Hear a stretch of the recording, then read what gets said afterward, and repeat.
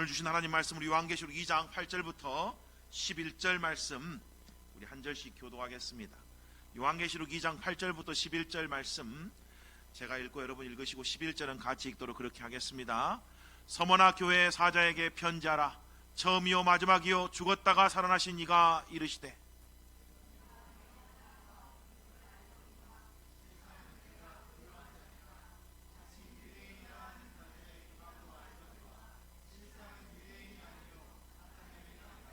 너는 장차 받을 고난을 두려워하지 말라. 골저다 마귀가 장차 너희 가운데서 몇 사람을 옥에 던져 시험을 받게 하리니 너희가 10일 동안 환난을 받으리라.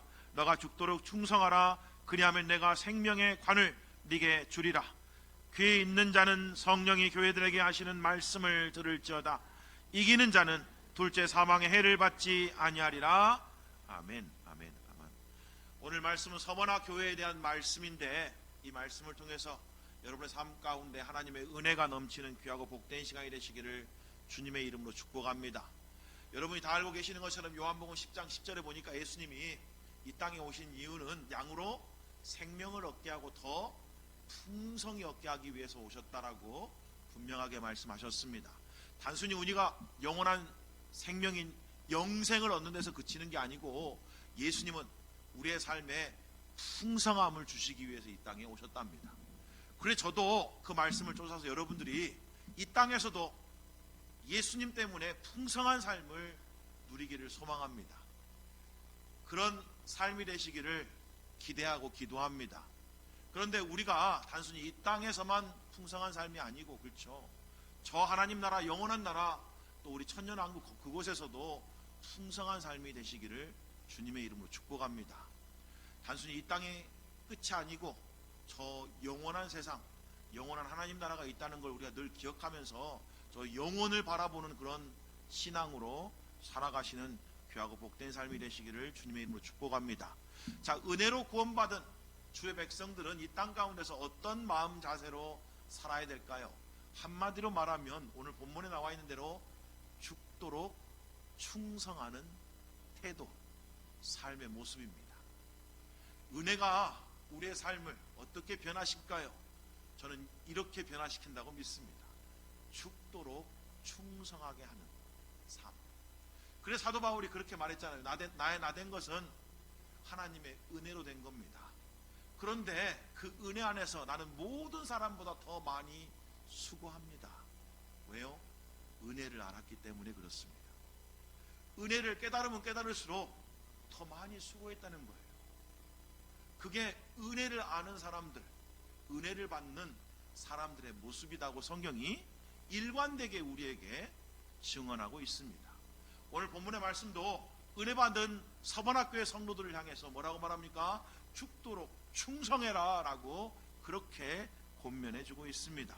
자, 서번화라고 하는 이 지역은 에베소에서 북쪽으로 56km 정도 떨어져 있는 그런 도시였습니다.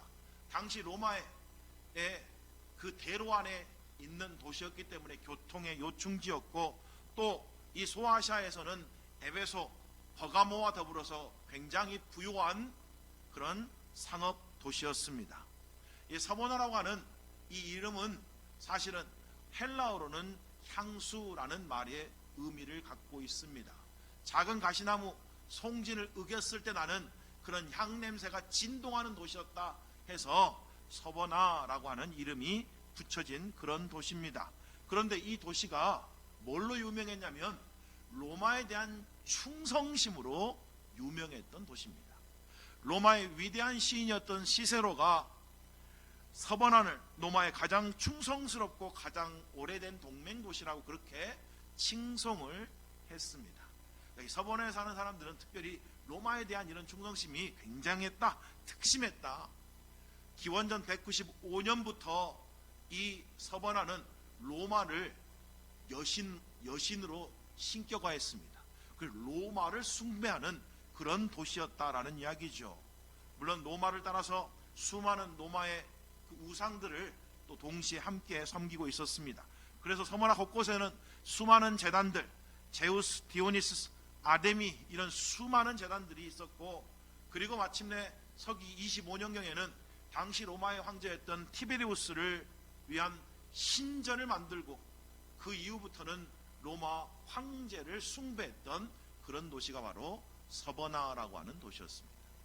로마에 대한 충성심이 강했을 뿐만 아니라 로마의 황제를 신격화해서 신으로 섬기는데 아주 특심했던 그런 도시였다라는 이야기죠. 그래서 서버나 사람들은 자신들이 로마의 황제를 숭배한다는 것에 대한 자부심이 있었습니다. 그것이 그들의 자랑거리였다라고 하는 그런 이야기죠. 자, AD 70년경에 예루살렘이 멸망했는데 그 이후에 수많은 유대인들이 로마 전역으로 뿔뿔이 흩어졌습니다. 그때 수많은 유대인들이 이 서버나의 정착에서 살고 있었죠. 그리고 이곳에 교회가 세워졌답니다.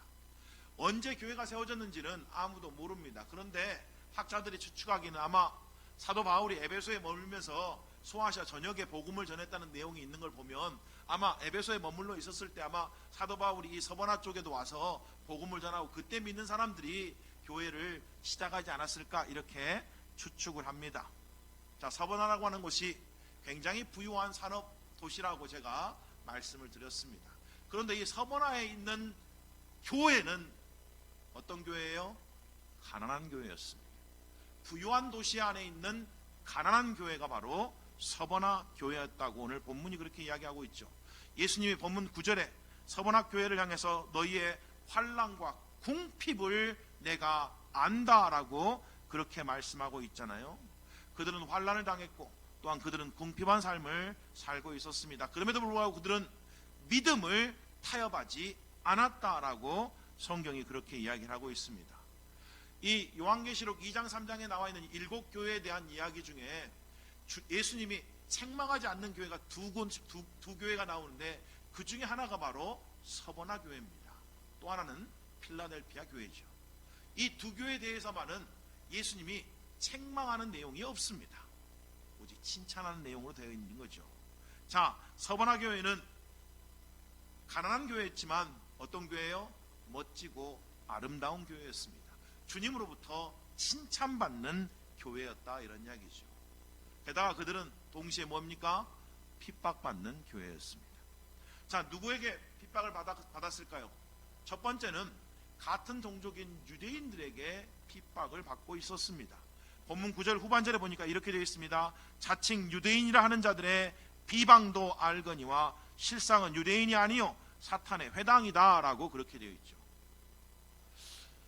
저도 직장생활을 한 10년 해보니까 제일 많이 신앙생활에 대해서 또 믿음에 대해서 핍박하는 사람들이 생판 교회에 대해서 모르는 사람들이 아니더라고요.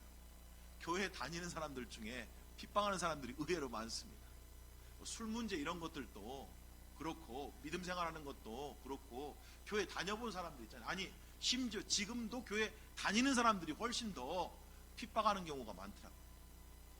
직장 다닐 때 저도 이 술을 안 먹는다고 그렇게 거부하면 꼭 술 먹으라고 막 권유하는 분들이 누구냐면 집사님들, 교회 집사님들 있잖아요.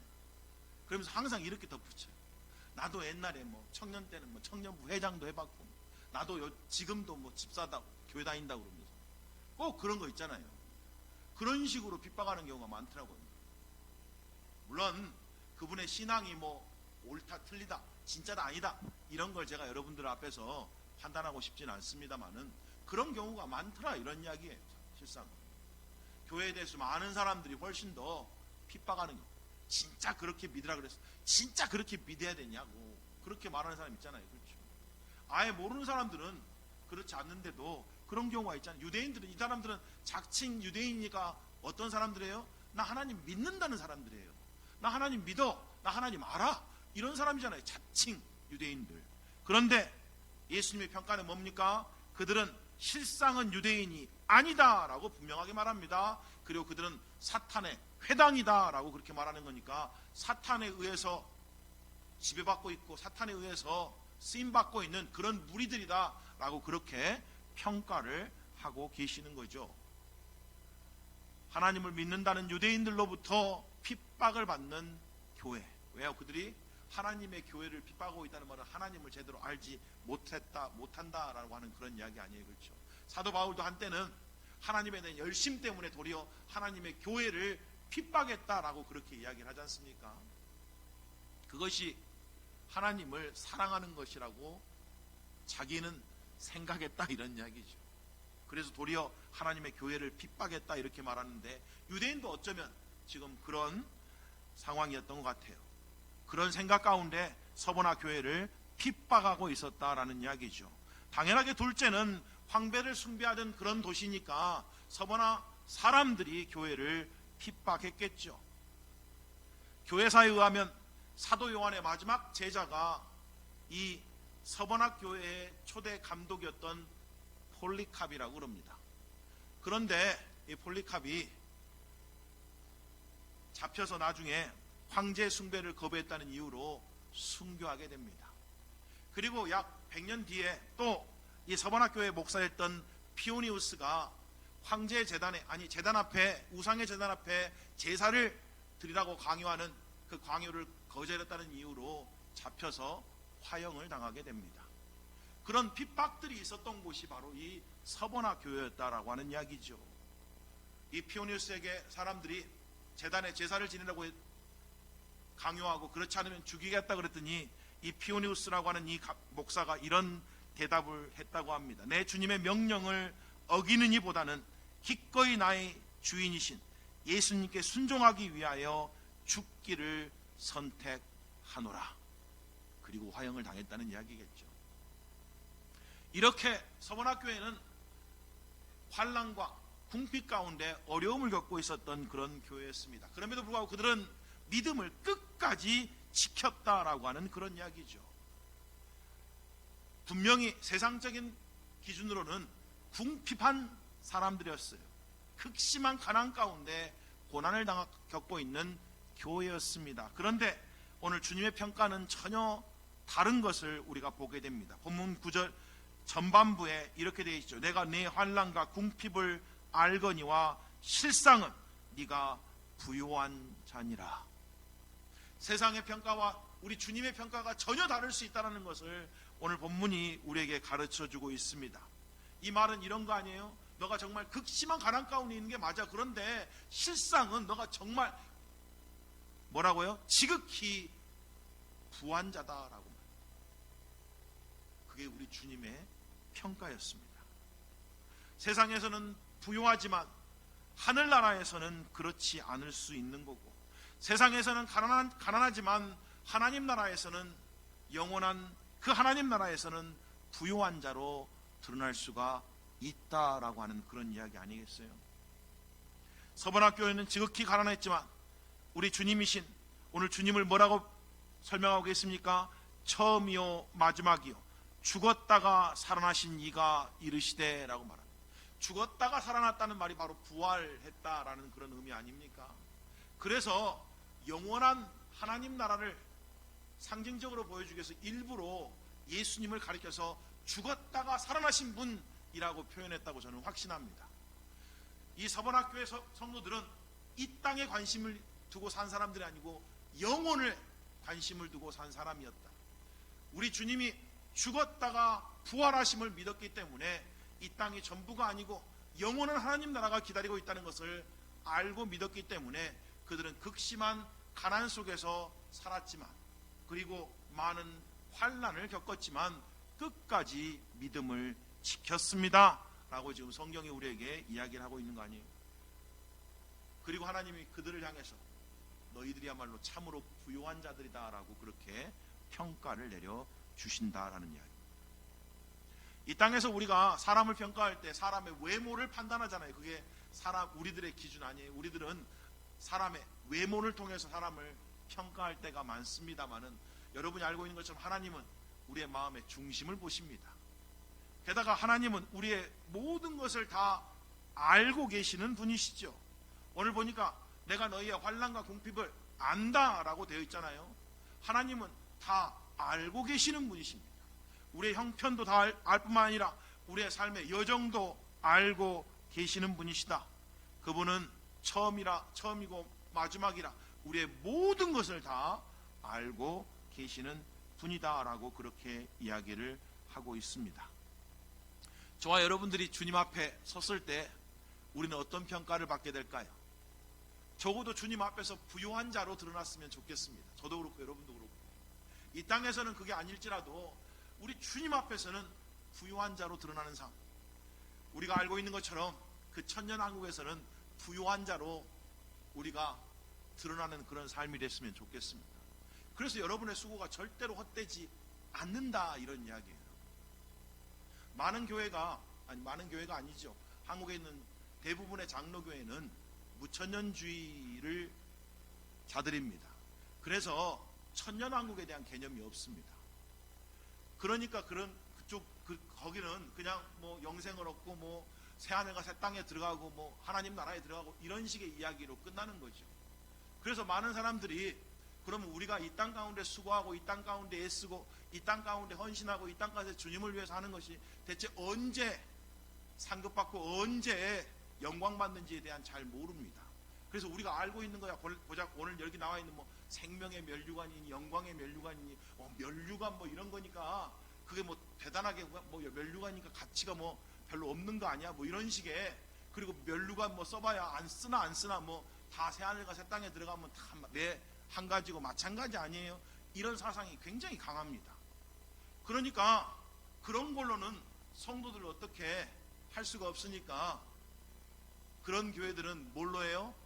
구원받기 위해서 열심히 살라 그러는 거죠. 그래서 구원받기 위해서 천국 가기 위해서 신앙생활 열심히 한 사람이 의외로 많습니다.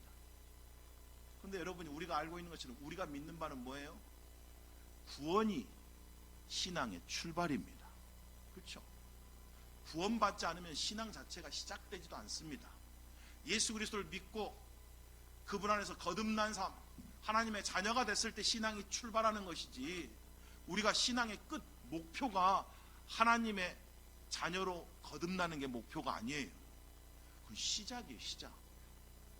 그렇게 시작해서 어떻게 해요? 주님 만났을 때 충성된 자로, 주님 만났을 때 오늘 본문에 나와 있는 것처럼 부요한 자로 드러나기를 소망하는 게 신앙생활 한다고 하는 의미다, 이런 이야기죠. 저와 여러분은 우리 주님 만났을 때 부요한 자로, 충성된 자로 드러나기를 주님의 이름으로 축복합니다. 주님 다 하신다는 거예요. 그러면서 이렇게 격려합니다. 본문 10절입니다. 너는 장차받을 고난을 두려워하지 말라. 두려워하지 말라라고 격려하시는데 뭐라고 말씀하세요? 장차 큰 고난이 임할 거라고 말해요. 여러분 사실 이런 이야기는 정말 부담스럽잖아요. 여러분 서머나 교회는 어떤 교회라고요? 여전히 핍박받는 교회입니다. 여전히 극심한 가난 가운데 어려움을 겪고 있는 그런 교회입니다. 그런데 또 우리 주님이 나타나셔서 뭐라고 말해요? 두려워하지 말아라.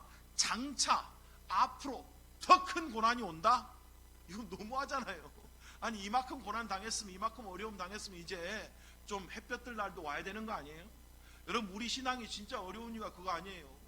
좀 어려운 일도 있으면 좋은 일도 있고 그래야 되는데, 어려움 뒤에 더 큰 어려움이 오는 게 인생이기 때문에 사실은 좀 어려운 거 아니에요? 물론 신앙인만 그런 건 아닙니다. 세상 사람들 가운데서도 어려움 뒤에 더 큰 어려움을 만나는 경우가 많이 있잖아요. 그렇죠? 그래서 누군가가 말한 것처럼 뭐 삶이 고해다, 삶이 정말 고난의 바다다 라고 그렇게 표현한 사람이 있지 않습니까? 그러니까 삶이라는 건 쉬운 건 아니에요.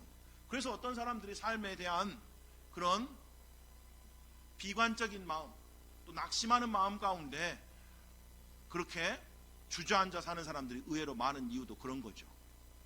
그런데 신앙생활도 사실 그럴 수가 있다라고 오늘 성경이 우리에게 그렇게 경고하고 있잖아요. 신앙생활하는 것이 항상 좋은 길로만 가는 게 아니다. 제가 처음 시작할 때 여러분도 영생 안에서, 생명 안에서 풍성한 삶을 누렸으면 좋겠습니다 라고 제가 그렇게 기대하고 기도한다고 말씀드렸지만, 우리의 삶이 어떨 때는 그러지 않을 수도 있다라는 걸 성경이 오늘 우리에게 그렇게 가르쳐주고 있는 거 아니에요?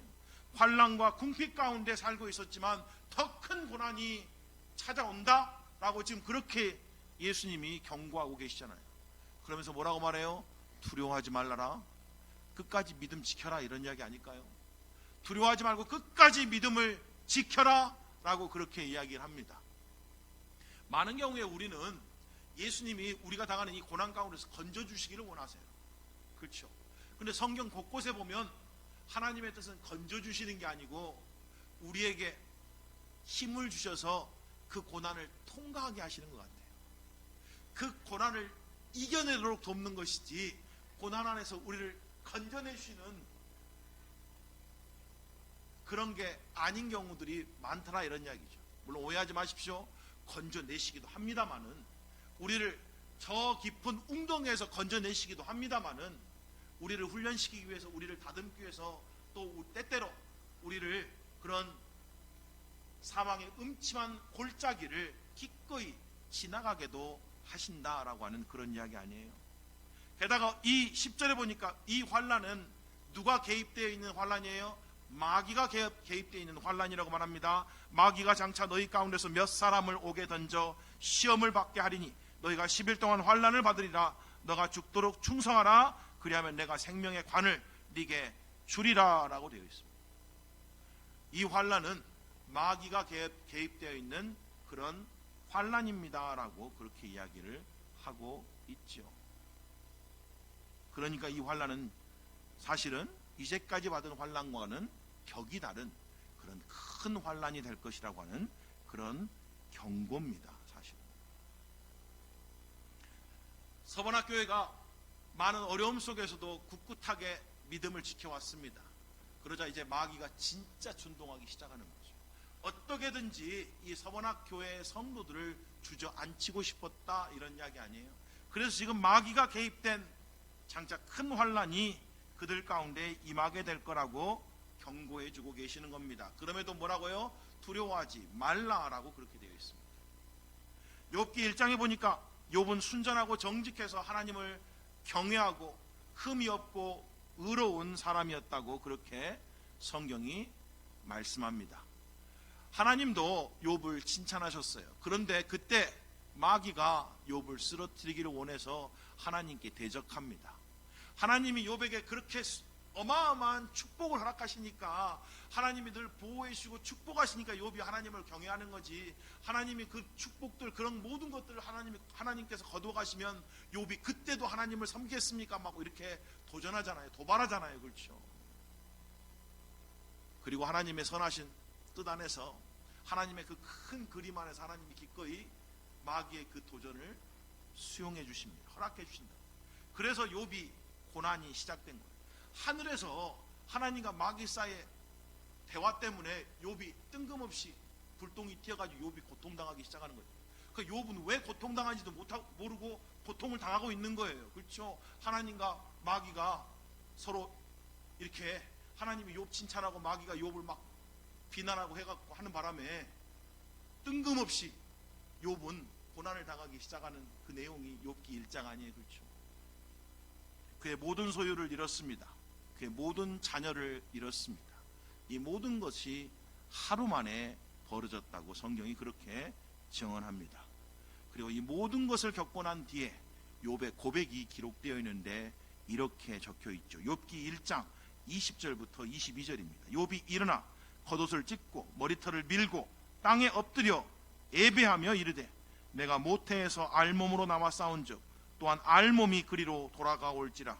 주신 이도 여호와시요 거두신 이도 여호와시니 여호와의 이름이 찬송을 받으실지니다 하고, 이 모든 일에 욥이 범죄하지 아니하고 하나님을 향하여 원망하지 아니하니라. 놀랍지 않습니까, 여러분? 욥이 뭐 했다고요? 그 모든 일을 당하고 난 뒤에 하나님을 예배했다. 그가 뭐 했다고요? 그 모든 일을 당하고 난 뒤에 범죄하지 않았다. 하나님을 향하여 원망하지 않았다 라고 성경이 그렇게 기록하고 있습니다. 욥과 마찬가지로 서번학교에도 그 모든 환난과 궁핍 속에서도 믿음을 지켰습니다. 그랬더니 마귀가 더욱 기승을 부리게 될 것이다 라고 경고합니다. 몇 사람을 옥에 던져 시험을 받게 하고 10일 동안 큰 환난이 임하게 될 것이다 라고 경고하고 있습니다. 놀랍잖아요, 여러분. 더욱더욱 주님 위에 살아가려고 하니까 더 큰 환난이 닥쳐온다. 우리도 아무것도 안 하잖아요. 그냥 우리가 뭐 예배만 간신히 왔다 갔다 하고 뭐 이러잖아요. 그러면 사실 우리 인생 가운데 그렇게 큰 어려움 안 생깁니다. 특별히 마귀로부터 그런 어려움을 당할 경우는 거의 없습니다. 그런데 우리가 진짜 주님을 위해서 막 간절히 기도하려고 하고 하나님의 교회와 부흥을 위해서 막 사모한 마음으로 막 기도하고 전도하기 시작하려고 하면 마귀가 가만히 있지 않는다고. 마귀가 기승을 준동하기 시작한다는 이야기예요. 여러분 예배 안 나오고 그냥 뭐 주일만 간신히 예배 나오려고 하면 특별하게 어렵지 않습니다. 근데 막 수요일도 나오고 막 금요일도 기도하러 나오고 막 여러분처럼 막 이렇게 하려고 그러잖아요. 그래서 여기서 막 뜨겁게 막 교회를 위해서 기도하고 막 내 삶을 위해서 기도하고 막 하나님 나라와 영광을 위해서 막 기도하겠다고 기도하기 시작하면 마귀가 가만히 있지 않습니다. 왜요? 여러분이 기도하기 시작하고 여러분이 예배하기 시작하고 여러분이 전도하기 시작하면 마귀의 나라가 점점 뭐예요? 하나님의 나라에 의해서 잠식되기 때문에 그래요. 그래서 마귀가 그때부터는 준동한다는 이야기예요. 우리가 열심을 내려고 갈수록 갑자기 우리의 삶에 막 어려움이 닥쳐오고 힘든 일이 닥쳐오고 우리를 주저앉히는 일들이 갑자기 생기는 경우가 바로 그런 이유 때문에 그렇습니다. 우리가 뭐 안 하려고 하면 아무렇지도 않아요. 근데 우리가 막 주님을 위해서 더 뭘 하려고 하고 주님을 위해서 더 사랑해서 더 뭘 하려고 하면 마귀도 그때부터 가만히 있지 않는다고요. 그렇지 않아요? 저는 그런 걸 수없이 많이 경험해 봤습니다. 희한하게 큰 어떤 교회적인 어떤 사역을 앞두고 나면 희한하게 어려움들이 제 가정에도 찾아오고 제 개인적으로도 찾아오고 그렇더라고요. 가만히 두지 않는 거예요. 마음을 다른 쪽으로 뺏어가는 거죠. 거기에 집중하지 못하도록 하는 거예요. 그 일에 마음을 쓰지 못하고 다른 곳에 마음 뺏어가라고, 다른 것에 더 관심 가지라고, 그 일을 위해서는 더 기도하지 말고 더 애쓰지 말고 더 힘내지 말고 그렇게 우리를 이렇게 저렇게 미혹하는 거 아니겠어요? 그렇죠? 주님 위에 살려고 하니까 더 큰 시험을 겪게 될 거라고 그렇게 이야기를 하고 있습니다. 그때 우리가 뭐 해야 되냐 이런 이야기예요. 우리 주님이 이렇게 말합니다. 두려워하지 말아라 라고 말합니다. 그럼에도 불구하고 두려워하지 말아라. 왜요? 이미 주님이 세상을 이기셨잖아요. 그렇죠? 그리고 주님 안에 있는 사람들이 세상을 이길 겁니다. 여러분 근데 우리가 세상을 이긴다는 것이 진짜 세상적인 관점에서 우리가 세상을 뭐 정복한다 이런 이야기가 아니잖아요. 그렇죠? 주님이 이겼던 방식으로 우리가 세상을 이긴다 이런 이야기인 거예요. 그렇잖아요? 주님이 어떻게 세상을 이기셨어요? 십자가에서 죽으심으로 이겼습니다. 그래서 우리가 어떻게 이겨요? 주님과 똑같이 이긴다고. 우리는 세상에서 뭐 칼로 이기는 게 아니고 그렇잖아요. 우리가 뭐 주먹으로 싸워서 이기는 게 아니고 우리가 뭐 세상 사람들을 막 발로 밟아서 이기는 게 아니고 우리도 주님과 똑같이 이기는 거잖아요. 지금 그 이야기하고 있는 거예요. 우리 그렇게 이깁니다. 그래서 오늘 본문은 이기는 자는 둘째 사망의 해를 받지 아니하리라 라고 그렇게 말씀하고 있는 거 아니에요. 그리고 만약 우리가 은혜 받은 자라면 우리는 반드시 이깁니다. 성경의 약속이잖아요. 우리가 참으로 하나님의 은혜 받는 거듭난 백성이라면 우리는 반드시 이기게 되어 있습니다. 그러니까 두려워하지 말라는 거예요. 우리가 이긴다고요. 우리가 지난주에도 봤던 것처럼 로마서 6장에 나와 있는 그 침례에 대한 설명 가운데 우리가 그리스도와 함께 십자가에서 죽었으면 그리스도와 함께 똑같이 부활할 것을 우리가 믿는 거잖아요. 그렇죠? 그러니까 우리가 이기는 거예요.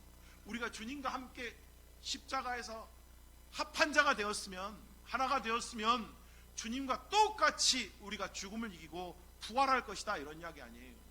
그러니까 반드시 우리가 이긴다 이 말이에요. 그리고 우리는 결코 둘째 사망의 해를 받지 않을 것이다 라고 하는 그런 이야기입니다. 우리 주님이 우리의 모든 형편을 다 알고 계십니다. 그리고 그분이 우리와 함께하고 계시는 거죠. 게다가 뭐라고 말합니까? 두려워하지 말라고 말하면서 너희가 환난을 받을 것이나 내가 내게 죽도록 충성해라 라고 그렇게 명령하고 계십니다. 그러면서 이렇게 덧붙입니다. 그리하면 내가 생명의 가를 네게 주리라 라고 말씀하시죠. 귀 있는 자는 성령이 교회들에게 하시는 말씀을 들을지어다 라고 말씀합니다. 교회들에게 하시고 계시는 말씀이다라는 이야기죠.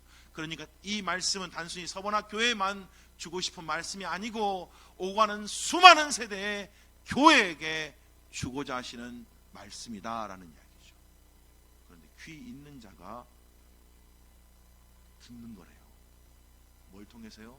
성령을 통해서. 성령이 교회들을 향해서 지금도 이렇게 말씀하고 있다는 거예요. 환난과 궁핍 속에서도 믿음 지키십시오.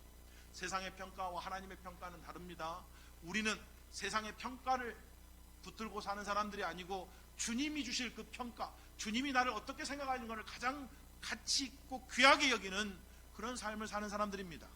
주님이 내 삶을 어떻게 평가할까? 주님이 내 마음을 어떻게 평가할까? 주님이 내 인생을 어떻게 평가할까? 이걸 가장 귀하게 여기며 살아가는 사람들입니다. 그러니 세상에서는 가난할지 몰라도 주님 안에서는, 아니 하나님 나라에서는 실상 부유한 자로 드러나기를 소망하며 살아가는 삶입니다. 이게 우리의 삶이 되는 거죠. 그래서 사도 바울은 자신의 모든 것을 다 배설물로 여기고 우리 주님을 아는 그 지식을 가장 고상한 지식으로 여겼다. 그래서 난 더욱더 주님 알기를 원합니다. 나는 그런 삶의 목표를 갖고 살았다라고 그렇게 이야기하지 않습니까? 그 주님을 알기 위해서 주님께 달려갔습니다. 주님이 부르시는 부르심 상급을 향해서 나아갔다라고 그렇게 고백을 합니다. 사랑하는 성도 여러분, 지금도 우리 주님 보시기에 부유한 자로 드러나시기를 주님의 이름으로 축복하고, 우리 주님 오셨을 때도 여러분의 삶이 참으로 칭찬받을 만하고 부유한 자로 드러나기를 주님의 이름으로 축복합니다. 마태복음 16장 25절에 보니까 예수님이 이렇게 말합니다. 누구든지 제 목숨을 구원하고자 하면 잃을 것이요 누구든지 나를 위하여 제 목숨을 잃으면 찾으리라 라고 말씀하고 계십니다. 우리 주님을 위해서 자기의 목숨을 내어놓으면 진짜 얻는다 이 말이에요. 그게 지금 이 이야기 아니에요. 그렇죠? 죽도록 충성해라. 실상 죽으면 얻는 거다. 죽도록 충성해라. 실상 죽으면 너에게 생명의 관을 주실 것이다 라고 그렇게 이야기하는 거예요. 그리고 사실은 죽으면 이기는 거다 이런 이야기잖아요. 우리 주님도 십자가에서 죽으심으로 이기셨습니다. 죽으면 이깁니다. 그 이야기 하고 있는 거잖아요. 사랑하는 성도 여러분, 우리의 삶에 이런저런 것 가운데 사실은 죽으면 이기는 경우가 너무 많습니다. 우리가 죽지 않기 때문에 못 이기는 경우가 너무 많은 거예요.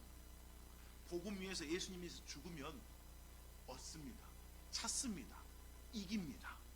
부부관계도 마찬가지고 또 교회 안에서도 마찬가지고 여러분의 삶에서도 마찬가지고 주님을 위해서 죽으면 찾아요. 주님을 위해서 죽으면 얻습니다. 주님을 위해서 죽으면 이기는 거예요. 사실은요. 근데 우리도 안 죽으려고 하니까, 우리가 우리 힘으로 승리하려고 하니까, 우리가 막 어떻게 해보려고 하니까 더 어려워지고 더 힘들어지고 사실은 실상은 더 안 되는 거죠. 사랑하는 성도 여러분, 이기는 자 편에 우리가 이미 서 있지 않습니까? 여러분이 이겼습니다. 그리고 반드시 이기는 자로 드러날 겁니다. 세상 두려워하지 말고, 세상 무서워하지 말고, 세상 평가에 휘둘리지 말고 우리 주님의 평가를 쫓아서 믿음으로 살아가시는 귀하고 복된 삶이 되시기를 주님의 이름으로 축복합니다. 우리 함께 찬송하시겠습니다.